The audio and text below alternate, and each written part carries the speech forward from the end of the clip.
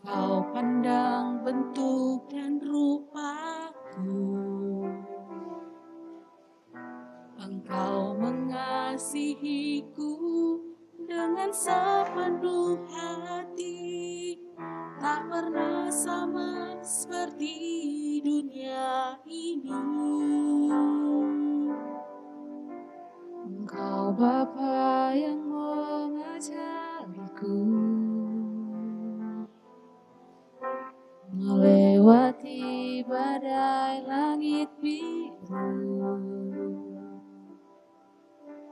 Kau yang buatku terbang bagaikan raja-wali, mengatasi segala pencobaan. Kau Bapa-Ku yang baik, mengerti bahasa tetesan air mata. Tak Kau biarkan ku berjalan sendirian, sebab Kau Bapa-Ku yang baik. Kau Bapa-Ku yang baik, mengerti bahasa tetesan air mata. Tak Kau biarkan ku berjalan sendirian, sebab Kau Bapa-Ku yang baik. Engkau sungguh baik.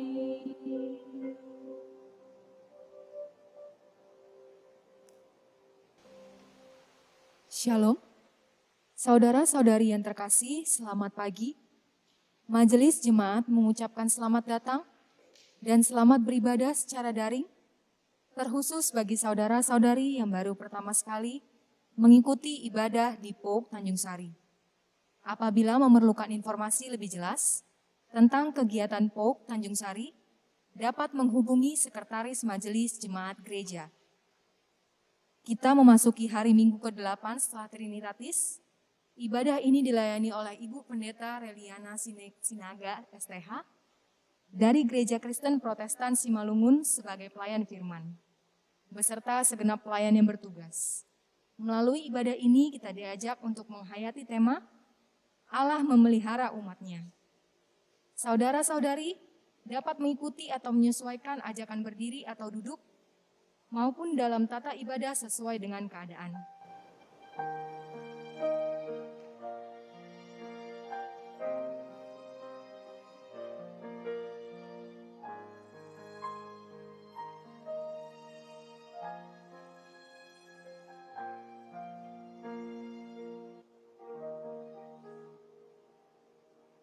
Amin. Jemaat yang terkasih, mari kita sama-sama angkat lagu pujian dari pelengkap Kidung Jemaat nomor 13. Kita buka ibadah kita dengan judul Kita Masuk Rumahnya. Kita nyanyikan ayat 1 dan 2.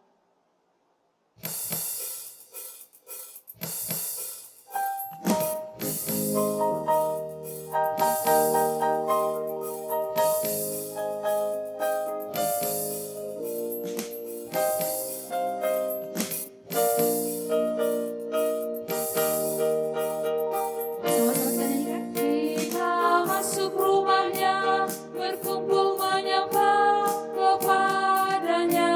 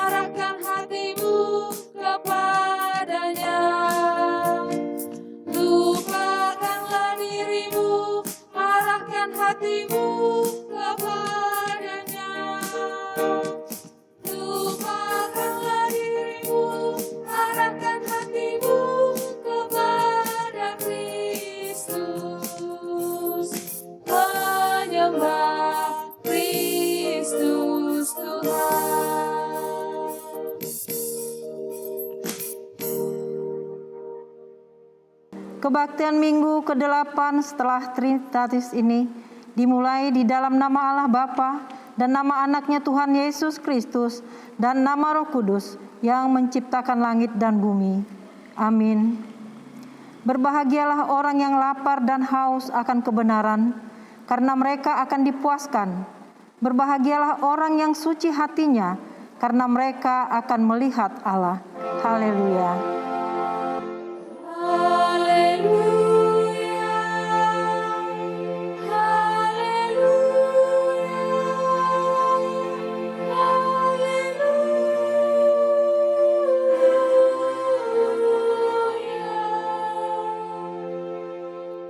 Marilah kita berdoa.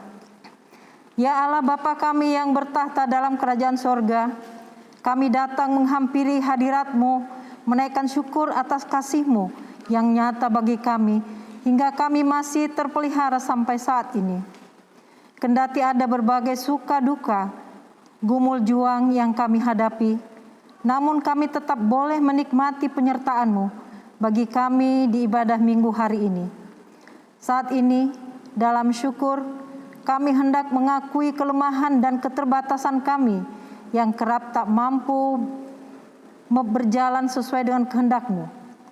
Kadang karena keegoisan kami atau kemalasan kami enggan mengembangkan talenta yang sudah Engkau berikan bagi kami.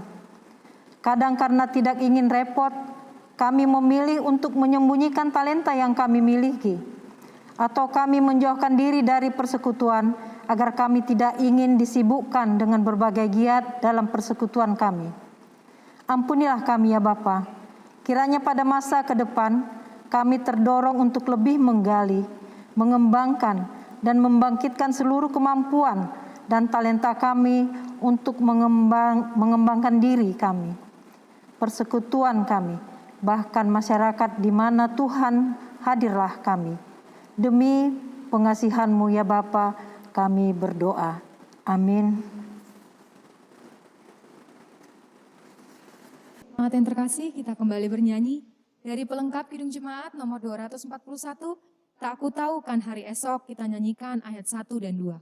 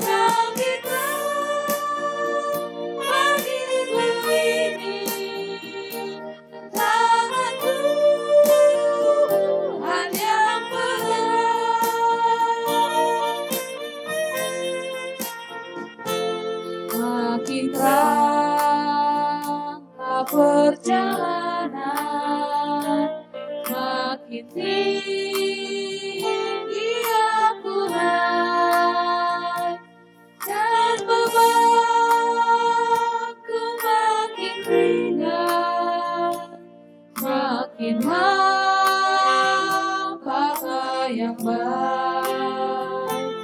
Di sanalah terang abadi, tiada tangis dan malu. Di negeri seberang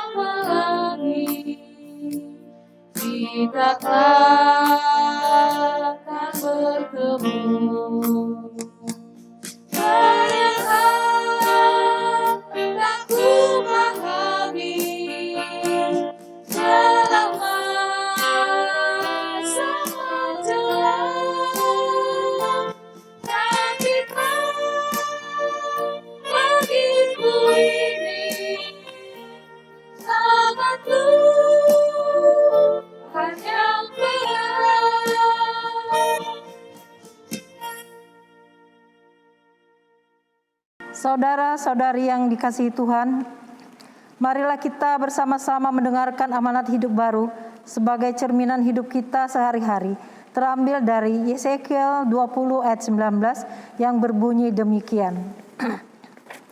Akulah Tuhan Allahmu, hiduplah menurut ketetapan-ketetapanku, dan lakukanlah peraturan-peraturanku dengan setia.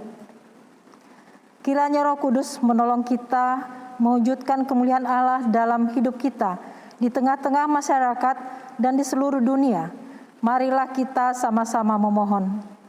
Ya Tuhan Allah, kuatkanlah kami untuk mampu melakukan firman-Mu. Amin. Jemaat yang terkasih, kita kembali angkat lagu pujian dari Kidung Jemaat nomor 29. Di muka Tuhan Yesus kita nyanyikan ayat 1 dan 3.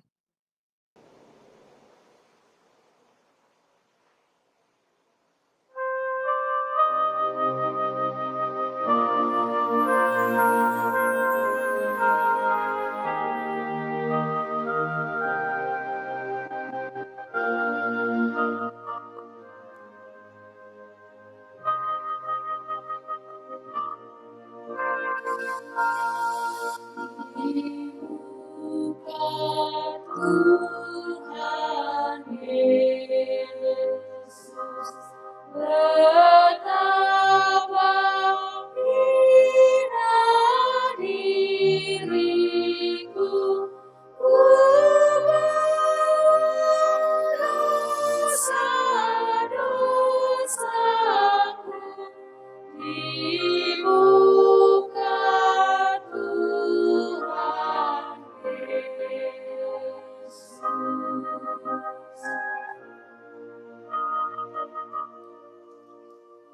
Di muka Tuhan Yesus, ku isyap akan salahku, bertobat ini hatiku, di muka Tuhan Yesus.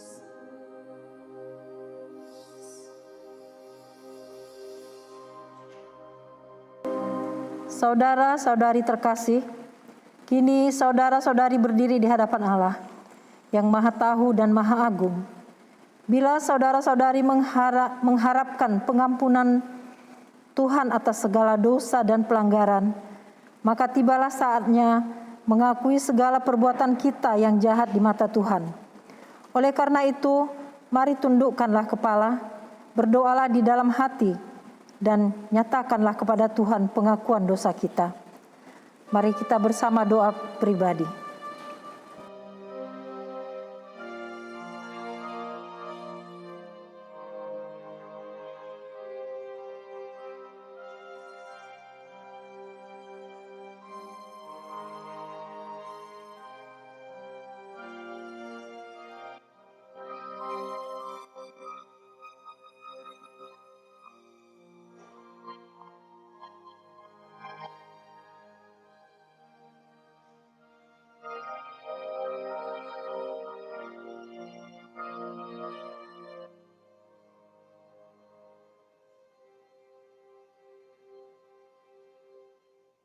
Kepada setiap orang yang telah mengaku dosa dan bertobat, disampaikan berita anugerah pengampunan yang tertulis dalam 1 Yohanes 1 ayat 8 sampai dengan 9 yang berbunyi, jika kita berkata bahwa kita tidak berdosa, maka kita menipu diri kita sendiri dan kebenaran tidak ada di dalam kita. Jika kita mengaku dosa kita, maka Ia adalah setia dan adil, sehingga Ia akan mengampuni segala dosa kita dan menyucikan kita dari segala kejahatan. Berdasarkan firman Tuhan tersebut, maka sebagai pelayan Yesus Kristus, kami memberitakan bahwa pengampunan dosa telah berlaku dalam nama Bapa dan Anak dan Roh Kudus. Amin. Syukur kepada Tuhan. Amin. Jemaat yang terkasih, kita kembali angkat lagu pujian dari Kidung Jemaat nomor 385. Burung pipit yang kecil kita nyanyikan ayat 1 dan 2.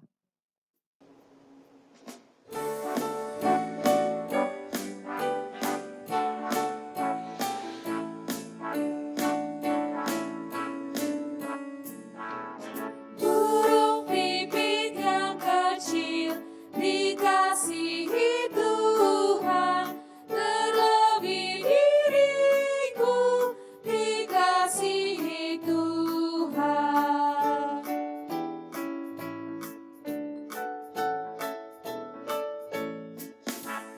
Bunga bakung di padang diberi keindahan, terlebih diriku dikasihi Tuhan.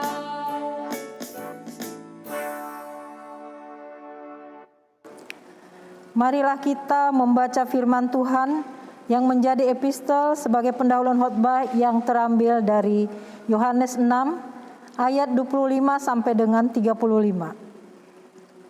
Kita akan membacakannya secara responsoria. Yohanes 6 ayat 25 akan saya bacakan. Ketika orang banyak menemukan Yesus di seberang laut itu, mereka berkata kepadanya, "Rabi, bila mana engkau tiba di sini?" Yesus menjawab mereka, "Aku berkata kepadamu, sesungguhnya kamu mencari Aku, bukan karena kamu telah melihat tanda-tanda, melainkan karena kamu telah makan roti itu dan kamu kenyang. Bekerjalah bukan untuk makanan yang akan dapat binasa, melainkan untuk makanan yang bertahan sampai kepada hidup yang kekal, yang akan diberikan Anak Manusia kepadamu, sebab Dialah yang disahkan oleh Bapa Allah dengan meterainya." Lalu kata mereka kepadanya, "Apakah yang harus kami berbuat supaya kami mengerjakan pekerjaan yang dikehendaki Allah?" Jawab Yesus kepada mereka, "Inilah pekerjaan yang dikehendaki Allah, yaitu hendaklah kamu percaya kepada Dia yang telah diutus Allah." Maka katanya kepada "Tanda apakah yang kau perbuat supaya dapat kami melihatnya dan percaya kepadamu? Pekerjaan apakah yang kau lakukan?" "Nenek moyang kami telah makan manna di padang gurun, seperti ada tertulis, mereka diberinya makan roti dari sorga." Maka kata Yesus kepada mereka, "Aku berkata kepadamu, sesungguhnya bukan Musa yang memberikan kamu roti dari surga, melainkan Bapa-Ku yang memberikan kamu roti yang benar dari surga. Karena roti yang dari Allah ialah roti yang turun dari sorga dan yang memberi hidup kepada dunia." Maka kata mereka kepadanya, "Tuhan, berikanlah kami roti itu senantiasa." Kita bersama-sama. Kata Yesus kepada mereka, "Akulah roti hidup. Barang siapa datang kepadaku, ia tidak akan lapar lagi. Dan barang siapa percaya kepadaku, ia tidak akan haus lagi." Berbahagialah setiap orang yang mendengarkan firman Allah, yang memeliharanya serta melakukannya dalam kehidupannya sehari-hari. Sebelum kita mengakui iman kepercayaan kita, kembali kita angkat lagu pujian dari Kidung Jemaat nomor 407, "Tuhan Kau Gembala Kami", kita nyanyikan ayat 1 dan 2.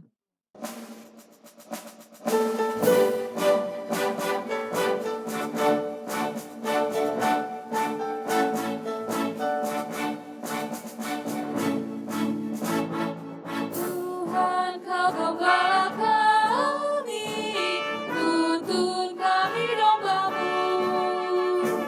Biarlah kami menikmati nikmat pengorbanan-Mu.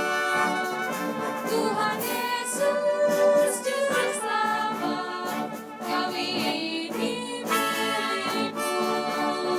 Tuhan Yesus Juru Selamat, kami ini milik-Mu.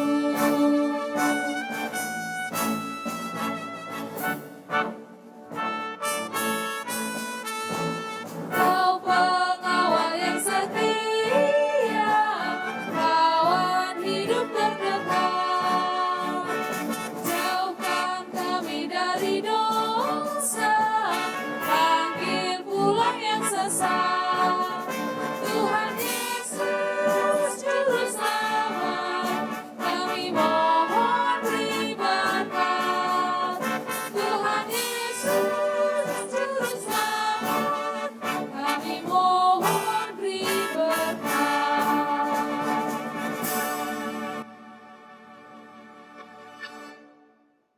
Jemaat, marilah kita bersama-sama mengucapkan serta mengikrarkan pengakuan iman rasuli dengan mata yang terbuka dan dengan hati yang tertuju kepada Allah. Sebagaimana saudara-saudari kita yang seiman di seluruh bumi dan di sepanjang abad, kita bersama-sama mengucapkan, Aku percaya kepada Allah, Bapa yang Maha Kuasa, Khalik langit dan bumi, dan kepada Yesus Kristus, Anaknya yang tunggal Tuhan kita, yang dikandung daripada Roh Kudus, lahir dari anak darah Maria, yang menderita di bawah pemerintahan Pontius Pilatus, disalibkan, mati dan dikuburkan, turun ke dalam kerajaan maut, pada hari yang ketiga, bangkit pula dari antara orang mati, naik ke surga, duduk di sebelah kanan Allah, Bapa yang Maha Kuasa, dan akan datang dari sana untuk menghakimi orang yang hidup dan yang mati. Aku percaya kepada Roh Kudus, Gereja yang kudus dan am, persekutuan orang kudus, pengampunan dosa, kebangkitan daging, dan hidup yang kekal. Amin. Jemaat yang terkasih, sebelum kita mendengarkan pewartaan firman Tuhan, marilah kita kembali angkat lagu pujian, Seperti Bapa Sayang Anaknya.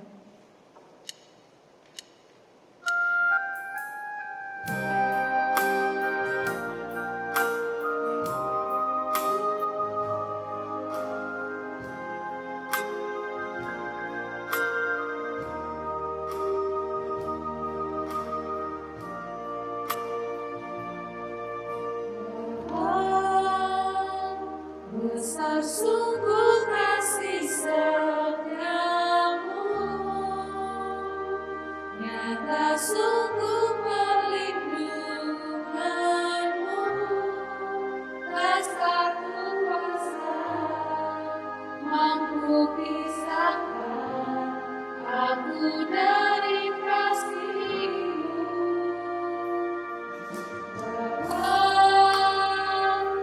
Ajarku selalu hormati-Mu, ajarku turut perintah-Mu, berikan ku hati untuk menyembah-Mu dan bersyukur setiap waktu, seperti Bapa sayang anaknya. Demikianlah Engkau mengasihiku, Kau jadikan biji matamu, Kau berikan sayang ada padamu, seperti Bapa sayang anaknya. Demikianlah Kau menuntun langkahku, hari dapat kita Kau beri rancangan-Mu yang terbaik bagiku.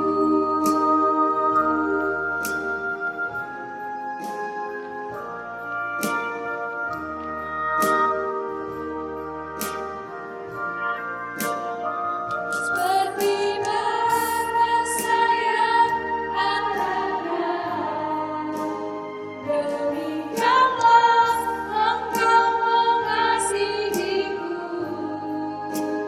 Kau jadikan biji matamu,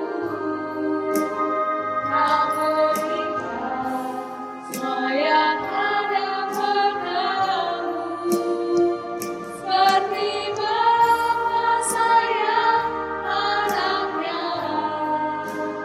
Demikianlah Kau menuntun langkahku, hari depan tidak Kau beri rancangan-Mu yang terbaik bagiku.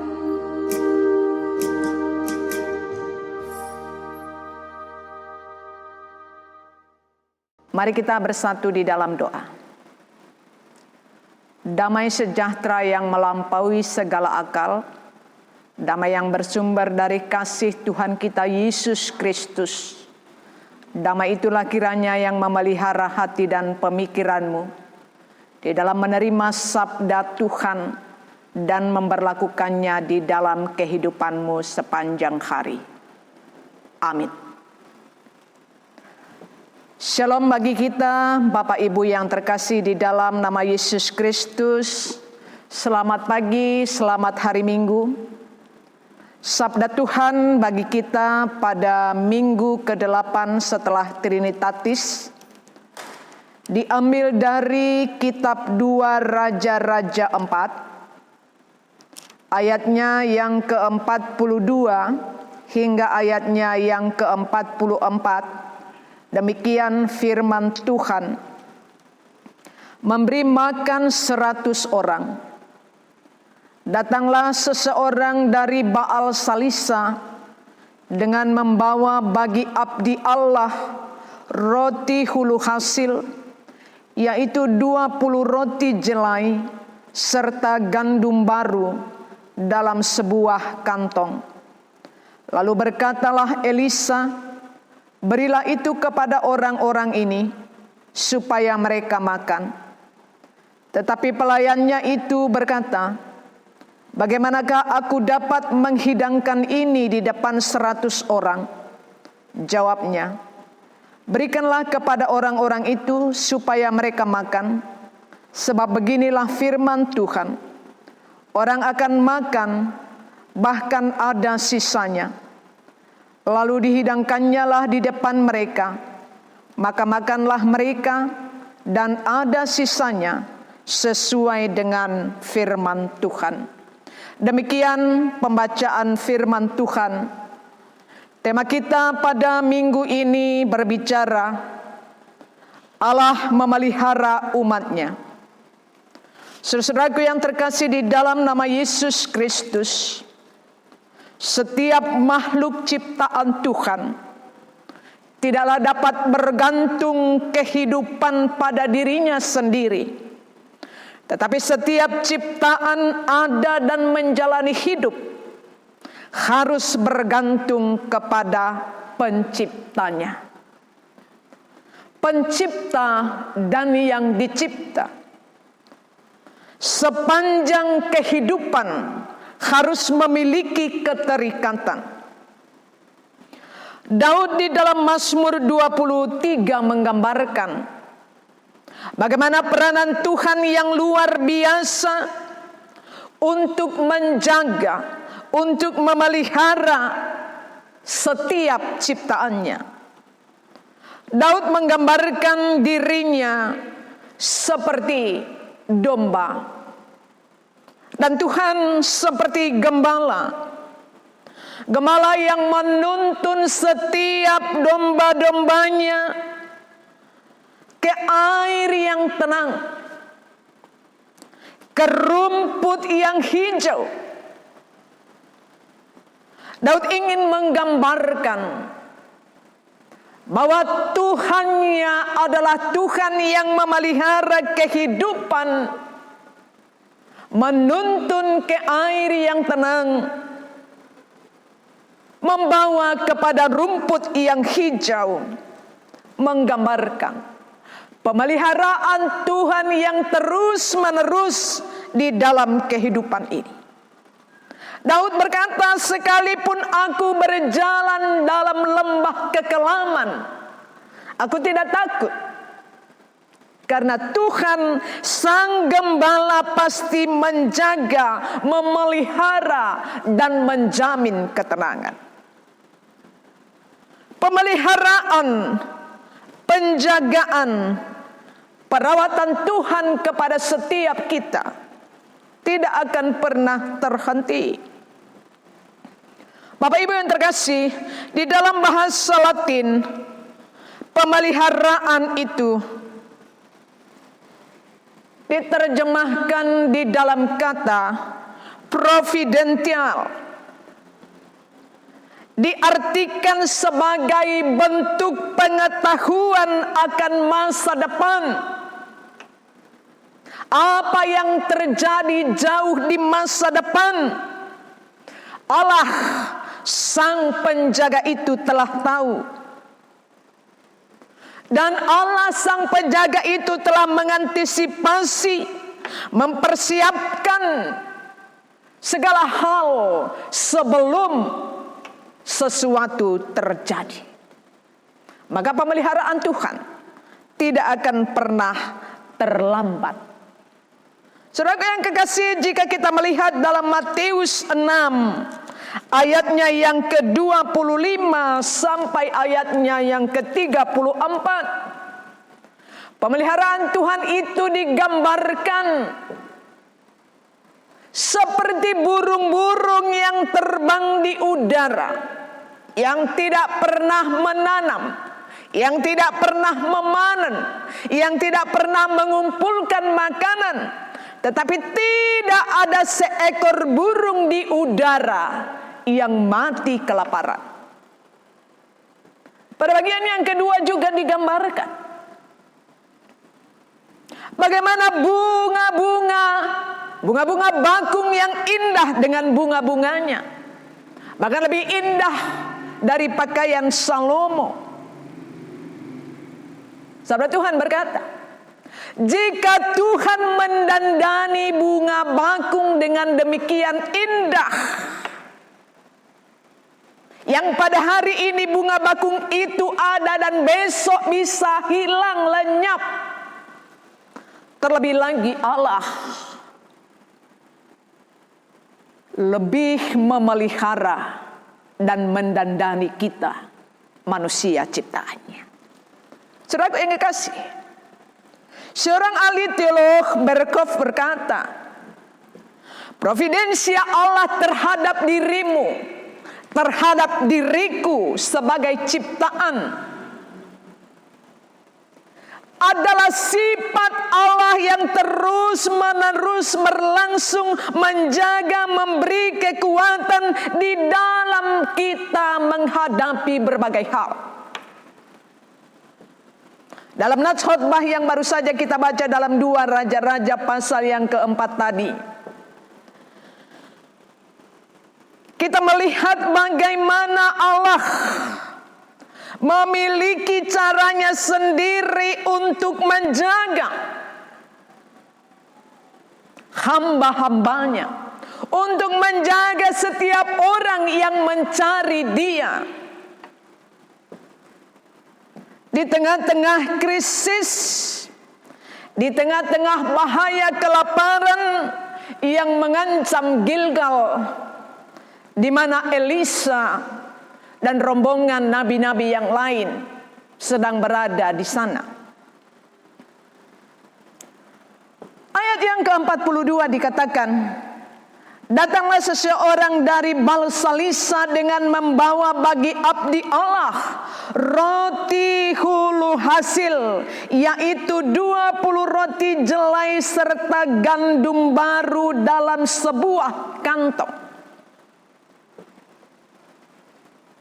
Alkitab mencatat orang yang datang menemui Elisa adalah seseorang yang tidak perlu dicatat namanya, tetapi kotanya dicatat, yaitu kota Baal Salisa. Luar biasa cara Allah untuk memelihara hamba-hambanya. Jika kita belajar lebih jauh tentang Baal Salisa, itu adalah satu kota yang dekat dengan Gilgal. Dan Baal Salisa adalah tanah yang subur. Tetapi sayang sekali, penduduk Baal Salisa didominasi oleh mereka-mereka yang menyembah Baal, bukan yang percaya kepada Tuhan. Tetapi justru dari Baal Salisa yang tidak menyembah Tuhan, dari sanalah Tuhan membawa pertolongan Elisa di Gilgal. Dan dicatat oleh Alkitab, seseorang ini membawa roti hulu hasil. Artinya Bapak Ibu, apa itu? Roti yang diolah dari hasil panen pertama di Baal Salisa. Jika kita berpikir apa yang dibawanya adalah hasil panen pertama, berarti seseorang ini adalah orang yang masih memelihara hukum-hukum Musa, memelihara firman Tuhan, karena dia masih tetap mengingat dia harus mempersembahkan kepada Tuhan setiap hasil pertama dan hasil terbaik dari tuayannya. Ada seseorang di tempat di mana komunitas orang-orang yang di sana tidak lagi mengenal Allah, tetapi masih tetap memelihara imannya. Betapa luar biasanya Tuhan memanggil dari kota yang tidak mengenal Allah, tetapi di sana ada seseorang mengenal Allah dan membawanya kepada Elisa di Gilgal yang sedang dilanda kelaparan. Apa yang dapat kita pelajari dari ayat 42 ini? Pemeliharaan Tuhan tidak pernah terlambat. Apa yang tidak bisa kita pikirkan, Tuhan bisa lakukan. Tidak pernah terpikir oleh setiap orang bahwa pertolongan kepada Nabi Allah yang berada di Gilgal justru datang dari Baal Salisa, kota di mana Tuhan tidak begitu dipentingkan di sana. Tetapi ada orang yang masih memelihara imannya di sana. Luar biasa. Setelah Elisa meninggalkan Sunem, dia pergi ke Gilgal. Sunem, Tuhan telah mengirimkan satu keluarga kaya raya yang sangat terkenal dengan perempuan Sunem. Merekalah yang terus melayani Elisa di dalam setiap pemberitaan-pemberitaannya di tengah-tengah Israel untuk menjamu makan, bahkan untuk tinggal. Apa yang nyaman di Sunem telah ditinggalkan oleh Elisa dan pergi ke Gilgal dan menemukan masalah baru di sana, masalah kelaparan. Apa yang dikatakan oleh Daud? Sekalipun aku berjalan pada lembah kekelaman, aku tidak takut bahaya. Iya. Pemeliharaan Tuhan atas setiap orang-orang percaya, itulah yang membuat sekalipun ada lembah kelam, kita tidak perlu takut. Karena pemeliharaan Tuhan yang luar biasa boleh menjadi milik kita. Sebagai yang terkasih, yang dibawa oleh seseorang ini hanya 20 roti jelai dan gandum dalam sebuah kantong. Di dalam pemikirannya, tentulah 20 roti jelai ini dan gandum ini sudah bisa digunakan oleh Elisa mengganjal perutnya di dalam bahaya kelaparan beberapa hari di Gilgal. Tapi apa yang dilakukan oleh Elisa? Dia malah berkata kepada pelayannya Gehazi, berikanlah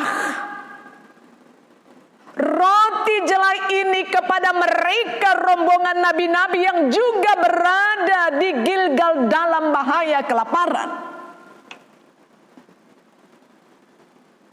Secara logika dan secara matematika, jawaban daripada Gehazi memang dapat diterima oleh akal. Gehazi berkata, bagaimanakah aku dapat menghidangkan ini di depan 100 orang? Bukankah roti kita hanya 20 dan sedikit tepung, tetapi yang mau dikasih makan itu 100 orang? Gehazi berpikir secara logika dan matematika, maka memang hasilnya sangatlah kecil, karena satu roti jelai harus dimakan oleh 5 orang. Itu berarti dalam suasana orang dilanda kelaparan, satu roti dibagi 5 tidak mengatasi persoalan. Mereka tidak dikenyangkan kalau secara logika, tetapi mungkin hanya bisa mencicipi bagaimana rasa roti jelai. Tetapi perkara pemeliharaan Tuhan tidak dapat diselesaikan oleh pikiran akal manusia yang terbatas itu. Elisa tidak berpikir secara logika, tetapi Elisa berpikir dengan iman dan fakta bagaimana Allah memelihara kehidupannya sebelum dia ada di Gilgal. Dia percaya perempuan Sunem adalah malaikat kecil juga yang dikirimkan oleh Tuhan untuk memelihara kehidupannya dan rombongannya yang lain. Dan dia masih juga mengingat sejarah nenek moyangnya, bagaimana Tuhan memelihara kehidupan bangsa Israel 40 tahun di dalam perjalanan menuju tanah Kanaan, tidak pernah kekurangan makanan dan minuman. Siapa yang menyediakan? Tuhan Allah. Dan Elisa juga masih mengingat perkara Elia tuannya, gurunya yang sudah naik ke surga. Bagaimana Tuhan memelihara hidup Elia di sungai Karit dengan mengutus burung gagak untuk memberi roti kepada Elia. Pengalaman-pengalaman inilah yang membuat Elisa percaya bahwa 20 roti jelai karena Tuhan, pastilah 100 orang akan bisa dikenyangkan. Maka kata Elia kepada Gehazi, berikanlah kepada orang-orang itu supaya mereka makan, sebab beginilah firman Tuhan, orang akan makan bahkan ada sisanya. Hidup di atas firman. Elisa mengimani untuk hidup hari esoknya, kalau oleh kekuatannya sendiri pasti dia tidak bisa melakukan apa-apa, karena dia tidak berada di kampung halamannya, tetapi dia berada di kampung orang di Gilgal. Saudaraku, tetapi dia tahu, seperti gembala tidak pernah membiarkan domba-dombanya itu kelaparan, tetapi menuntun ke padang rumput yang hijau, membawa ke air yang tenang. Elisa percaya 20 roti itu adalah cara Allah memelihara 100 orang. Bapak Ibu, Jangan pernah berpikir hidupmu 1 tahun ke depan boleh dijamin karena engkau punya deposito yang banyak. Tidak bisa. Sama seperti bunga bakung, hari ini dia bisa mekar tetapi bisa besok lenyap. Demikian juga apapun yang kita punya, kita tidak bisa bergantung ke sana.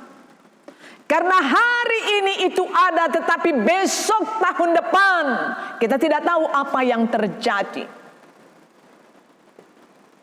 Siapa yang pernah membayangkan di tahun 2020 sampai 2021 kita diperhadapkan kepada satu wabah yang luar biasa,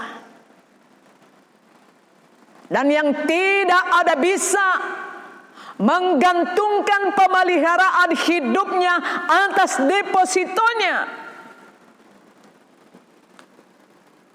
Bukankah kita mendengar berita? Ada banyak para konglomerat, pengusaha-pengusaha, para pejabat-pejabat, keluarga pejabat, orang-orang kaya juga tidak bisa bergantung kepada uangnya untuk memelihara hidupnya. Pajak yang sudah mendahului kita. Pemeliharaan kehidupan kita hanya dijamin oleh Sang Pencipta Tuhan Allah. Maka karena itu,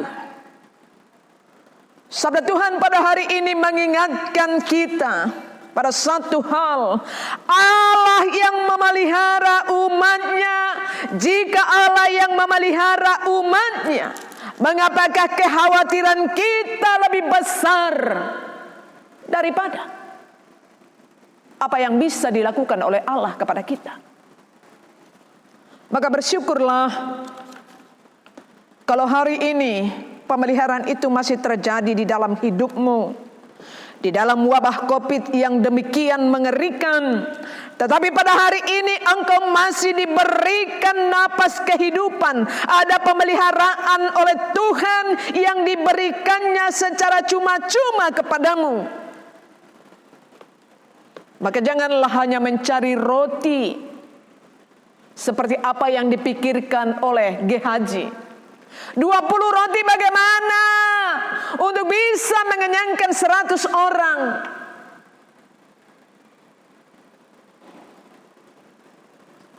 Saudaraku yang terkasih di dalam nama Yesus Kristus, pikiran kita sangat dangkal. Maka kita memang tidak akan bisa kenyang. 20 roti dimakan 100 orang tidak bisa kenyang. 5 roti dan 2 ikan tidak akan mungkin mengenyangkan 5.000 orang. Bahkan bersisa 12 keranjang. Tetapi Alkitab mencatat bahwa di ayat yang terakhir, lalu dihidangkannya lah di depan mereka, maka makanlah mereka dan ada sisanya sesuai dengan firman Tuhan. Bersisa. Saudaraku yang kekasih, kita mulai berpikir, 1 roti dimakan 5 orang. Bagaimanakah caranya supaya kenyang? Ternyata kenyang itu bukan hanya karena diisi oleh makanan kedagingan, tetapi 5 orang tadi yang memakan 1 roti tadi, mereka merasa kenyang karena benar-benar mereka diberkati lewat bagaimana Elisa bisa membagikan haknya, miliknya yang sedikit dibagikan kepada orang lain. Mensyukuri itu adalah bagian pertama yang membuat mereka merasa kenyang dan bersyukur, karena lewat Elisa mereka dipelihara oleh Tuhan. Saudaraku yang kekasih, Tuhan selalu punya cara untuk memelihara kehidupan kita. Ketika engkau merasa di dalam kekurangan, ketika engkau merasa di dalam kelaparan, ketika engkau merasa ditinggalkan, ketika engkau merasa berbeban berat, Tuhan selalu punya cara untuk menjaga dan memelihara kita. Itulah sebabnya di dalam pembacaan epistel kita pada Yohanes pasal yang ke-6 tadi, kata Yesus kepada mereka, "Akulah roti hidup. Barang siapa datang kepadaku, ia tidak akan lapar lagi." Ya. Yang mau dikatakan oleh sabda Tuhan ini kepada kita hari ini adalah, ketika dekat dengan Tuhan, ketika bersama-sama dengan Tuhan, ketika mencari Tuhan dan mengandalkan Tuhan, maka kita boleh merasa kenyang. Kita tidak hanya fokus kepada apa yang ada secara benda. Mesti ada nasi satu piring munjung ke atas. Ukuran kenyang adalah ukuran membiasakan diri. Orang yang sudah terbiasa perutnya diisi dengan segenggam nasi, ya, dengan segenggam dia akan kenyang. Tapi orang yang membiasakan dirinya memakan nasi satu piring munjung, maka dia dikasih segenggam nasi, maka dia akan berkata, 1/5 perutnya pun belum berisi. Belajar mencukupkan diri dengan apa yang ada dan mensyukuri dengan apa yang ada akan menjadikan kita kenyang, walaupun dengan satu roti dibagi 5. Karena kita punya sepiring nasi, ada 3 orang yang kelaparan. Pilihan mana yang kita ambil? Kita mau kenyang sendiri, 2 orang kelaparan? Egois namanya itu. Tidak peduli dengan keadaan orang. Perhatikan Elisa. Pemberian itu ditujukan kepada Elisa, tetapi dia tahu bagaimana sakitnya lapar. Orang lain juga tahu bagaimana sakitnya lapar. Maka dia tidak mau kenyang sendiri. Mungkin kita berkata, sudahlah, daripada kita bagi 3 nasi ini, 3-3 kita jadi tidak kenyang, bagusan sabar aja ya. Tunggu, sebentar lagi mungkin ada yang memberi 2 piring lagi. Iya, kalau ada. Kalau tidak ada. Tapi Elisa berpikir, cukuplah 20 roti jelai untuk mengenyangkan. Karena semua akan merasakan pertolongan pertama, ganjalan di dalam kelaparan mereka. Dan ternyata di sanalah Tuhan memberkati. Setiap ada orang yang begitu berempati dan mau berbagi, peduli kepada orang, di sanalah Tuhan memberkati dengan luar biasa. Dan Alkitab mencatat, lalu makanlah mereka dan bersisa. Bukankah roti mana yang disembunyikan oleh orang-orang Israel itu untuk besoknya akan menjadi ulat? Pemeliharaan Tuhan tidak dapat dipikirkan oleh akal kita. Tapi sabda Tuhan hari ini, pemeliharaan Tuhan kepada Apakah Anda mau care kepada orang lain? Apakah Anda mau peduli kepada orang lain?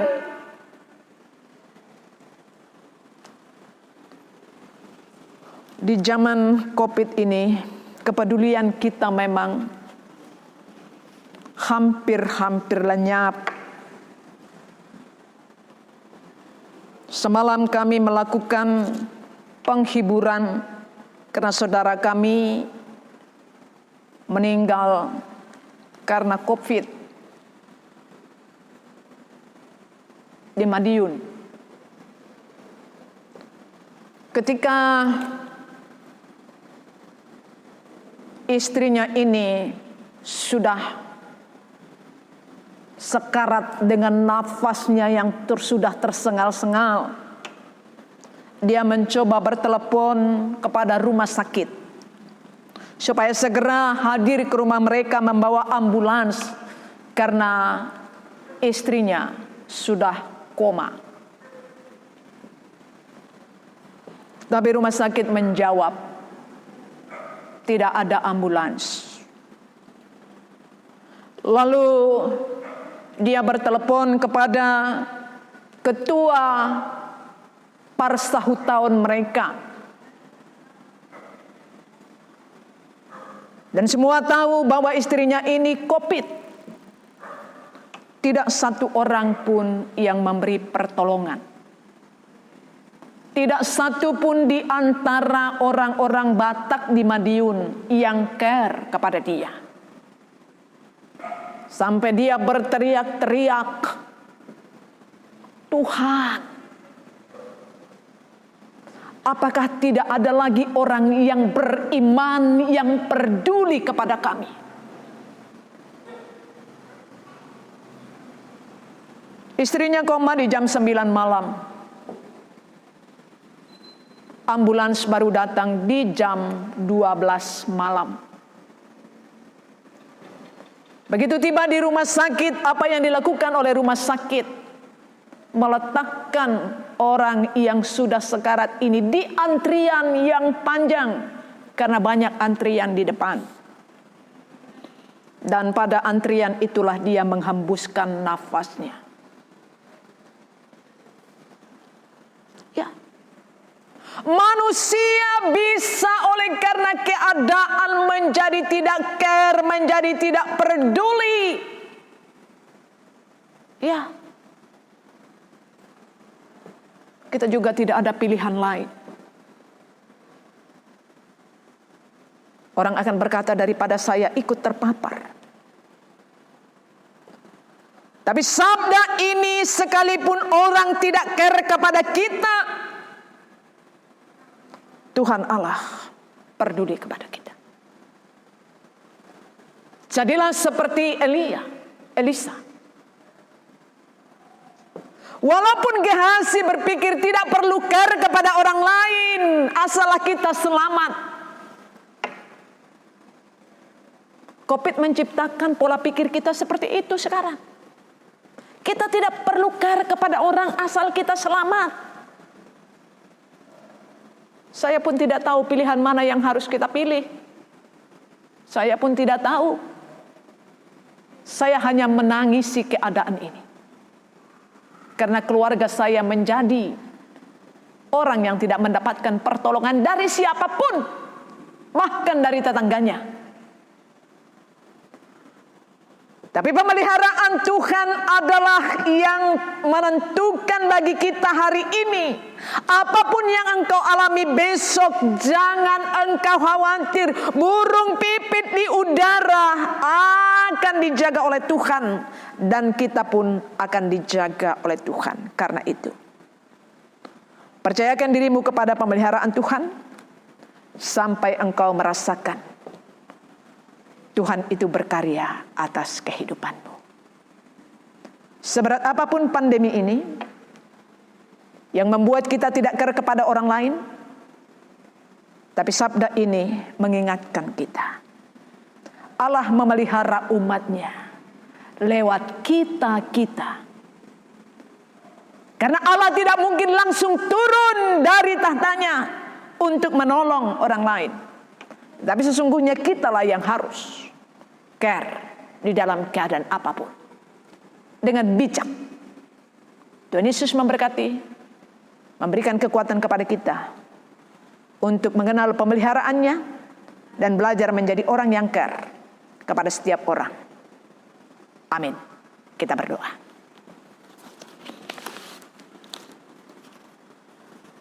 Terima kasih untuk sabda-Mu Tuhan yang mengingatkan kami betapa Tuhan mengasihi kami, memelihara kami, mencukupkan segala sesuatu yang kami butuhkan. Bahkan di dalam keadaan bangsa dan negara kami yang semakin kalut untuk menghadapi pandemi ini, kami tahu hanya Engkau pemelihara yang sejati.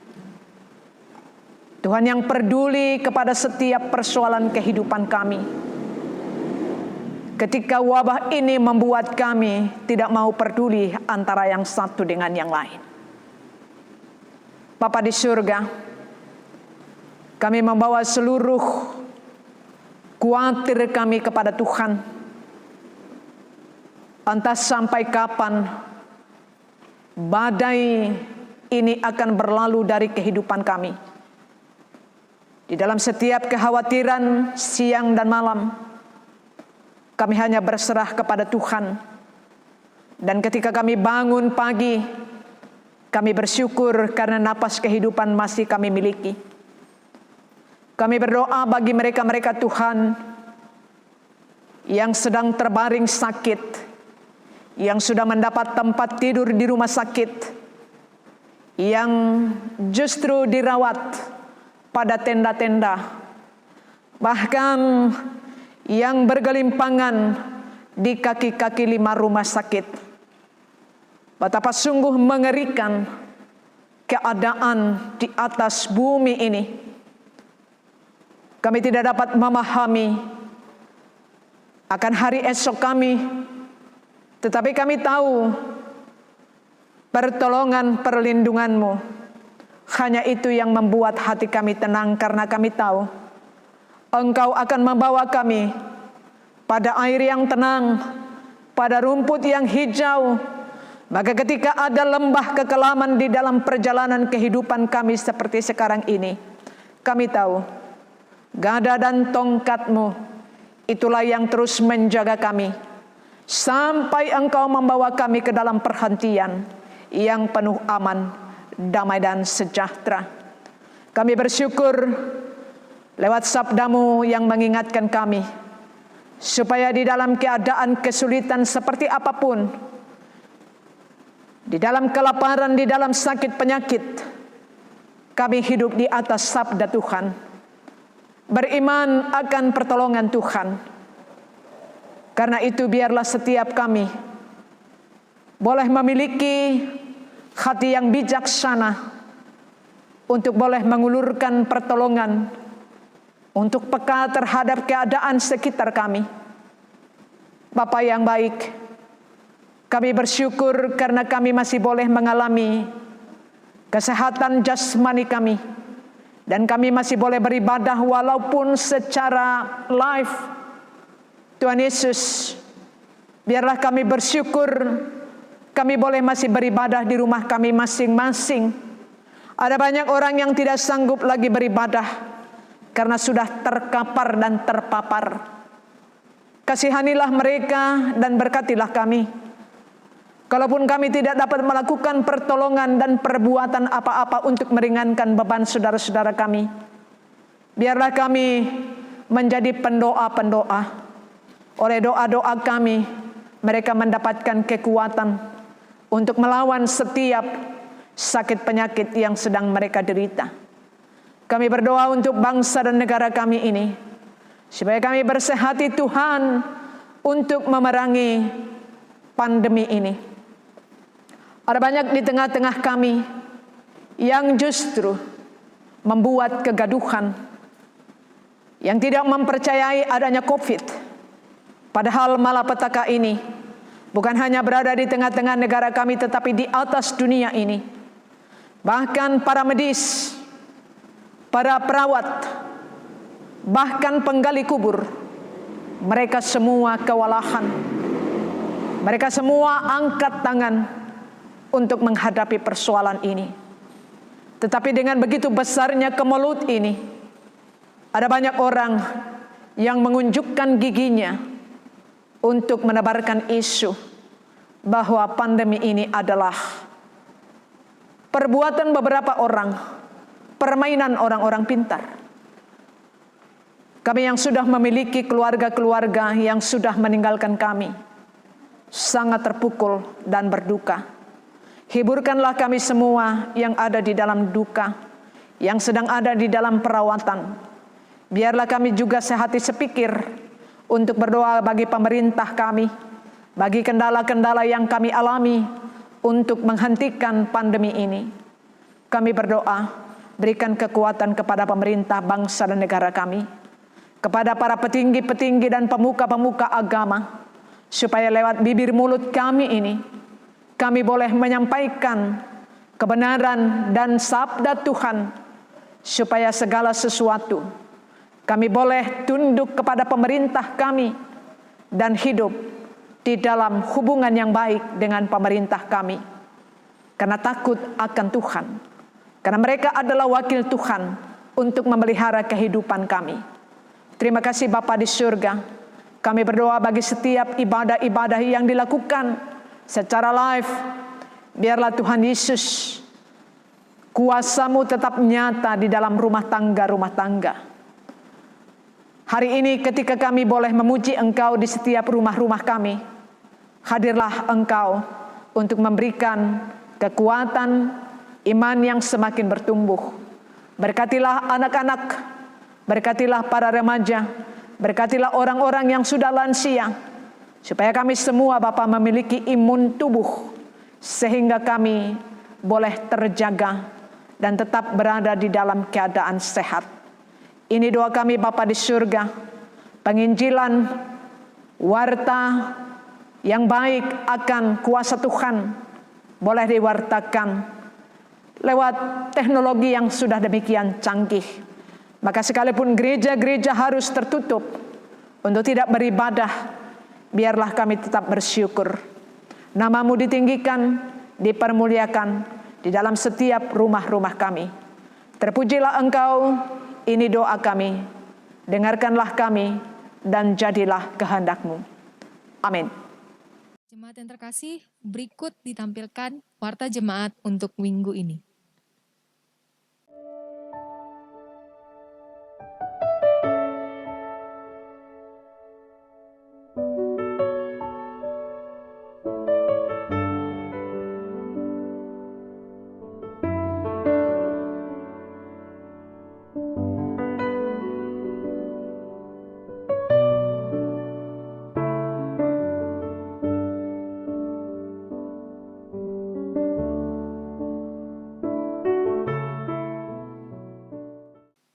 Kita masuk kepada persembahan jemaat. Saudara-saudari, persembahan yang kita berikan adalah lambang persembahan diri kepada Allah. Marilah kita berikan yang terbaik kepadanya, sebab yang terbaik sudah Ia kerjakan bagi kita. Persembahan yang saudara-saudari berikan dapat menopang jalannya pelayanan gereja. Dengarlah nas Alkitab dalam 1 Tesalonika 5 ayat 18 yang menyatakan, mengucap syukurlah dalam segala hal, sebab itulah yang dikehendaki Allah di dalam Yesus Kristus bagi kamu. Jemaat yang terkasih, sembari mengumpulkan persembahan, kita kembali bernyanyi dari Kidung Jemaat nomor 285. Kita nyanyikan ayat yang ketiga dan yang keempat. Engkau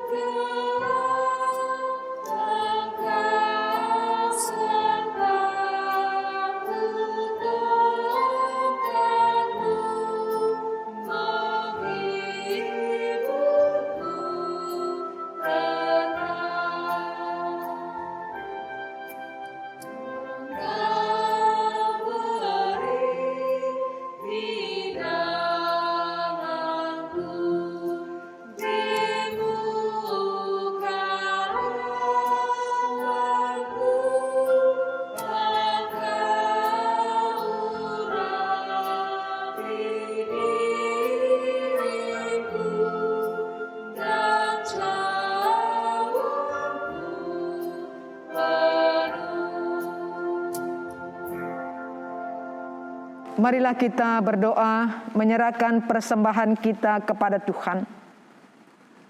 Ya Tuhan, terimalah persembahan syukur kami, jemaat yang telah Engkau selamatkan ini. Jadikanlah persembahan syukur kami ini sebagai berkat bagi sesama dan bagi pembangunan tubuh Kristus. Amin. Betapa hatiku. Betapa hatiku berterima kasih, Yesus. Kau mengasihiku, Kau memilikiku.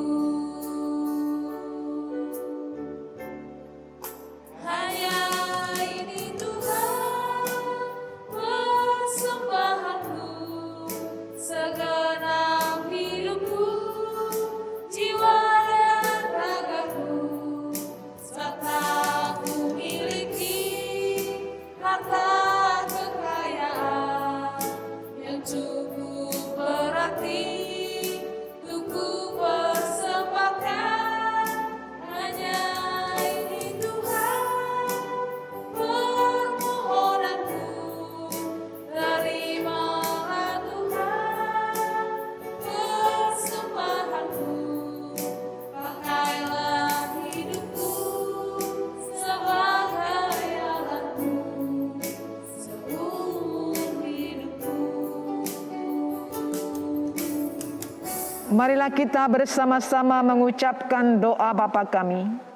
Bapa kami yang di surga, dikuduskanlah namamu, datanglah kerajaanmu, jadilah kehendak-Mu di bumi seperti di surga.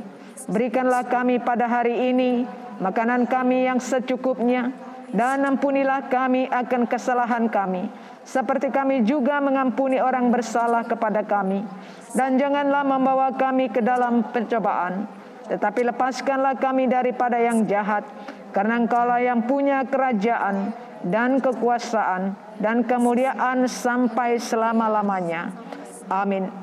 Jemaat, pergilah dengan damai sejahtera Tuhan ke dalam kehidupanmu sehari-hari, dan lakukanlah firman Tuhan yang telah saudara-saudari dengar.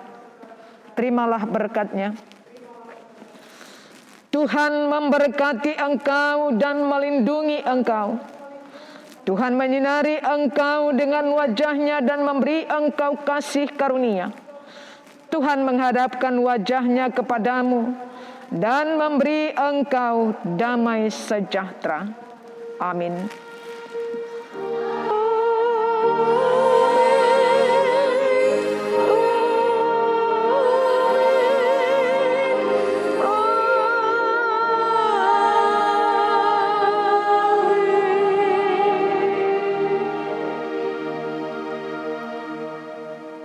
Shalom bagi kita semua, selamat beribadah, tetap sukacita, tetap semangat. Mari kita menjaga kesehatan kita. Tuhan Yesus memberkati. Shalom. Kasih-Mu selalu mengalir, penuhi kehidupanku. Engkau setia menguatkanku, ku bersyukur karena Kau setia. Ku bersyukur untuk selama-lamanya. Penuhi kehidupanku, Engkau setia menguatkanku, ku bersyukur, ku ada dalam hati-Mu.